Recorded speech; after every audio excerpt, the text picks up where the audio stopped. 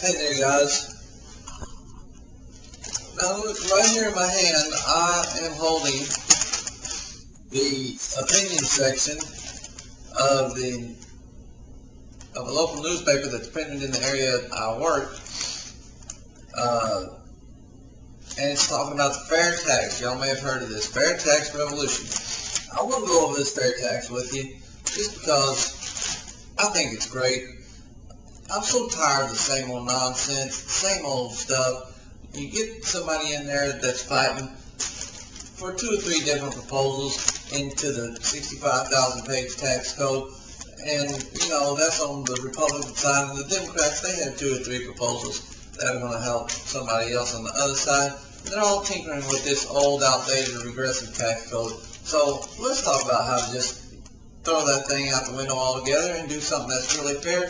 You don't like the fair tax, fine. Find somebody or find another proposal that you like, and let's agitate for change on this deal.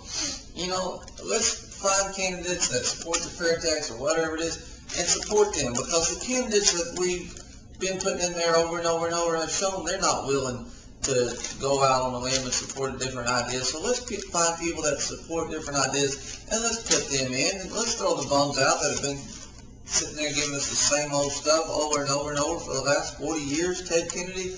All right. It says nearly every taxpayer understands on a gut level the dysfunction of the American tax system.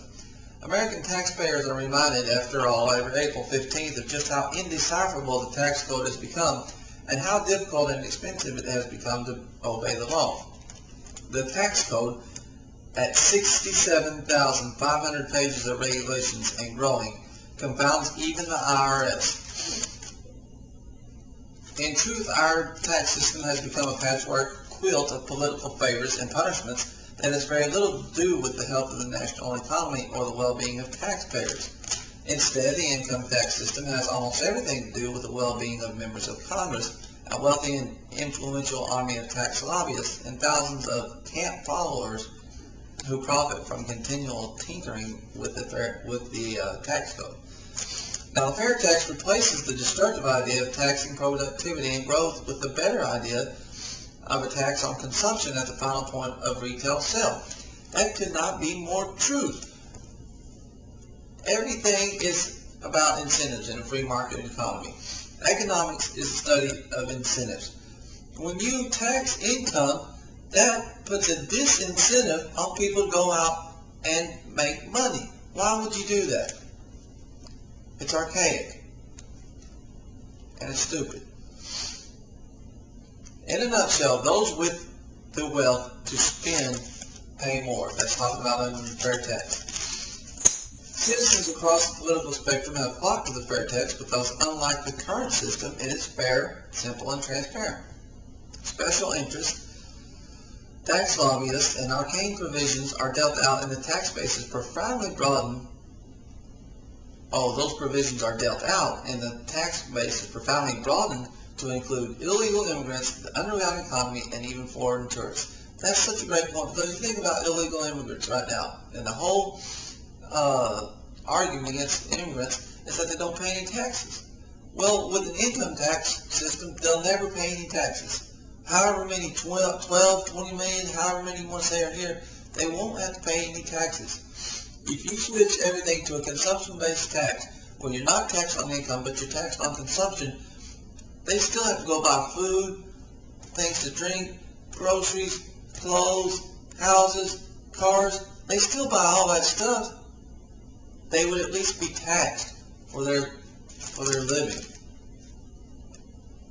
And the underground economy, drug dealers and things like that, they pay no tax. They're totally out of the tax system, except for the state taxes. But we're talking about federal taxes. Totally out of the federal tax system. Not taxed at all. They're involved in illegal activity, ought to be taxed more than the rest of us. They get zero tax. The fair tax also eliminates the highly regressive Social Security and Medicare tax, while providing a far broader stream of revenue into those faltering programs. The regressive tax on the Social Security has been well known.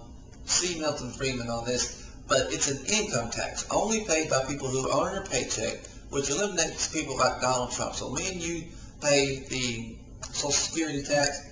Donald Trump, Kirk Kerkorian, all these billionaire guys, Bill Gates, Robert Allen, Paul Allen, whoever Allen, they pay no tax for Social Security. The middle class and the poor pay it.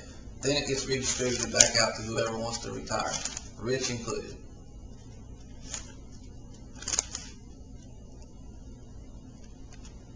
Unlike any other sales tax, the fair tax provides a universal prebate paid at the first of every month to every American household.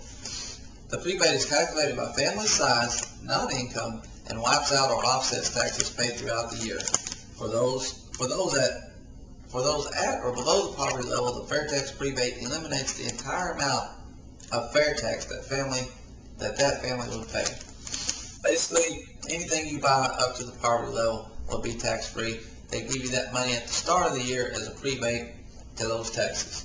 Now, this post is getting a little bit long. I'm going to have to go into another post, but come back and see the second post because this fair tax is something we need to talk about. See you in a minute.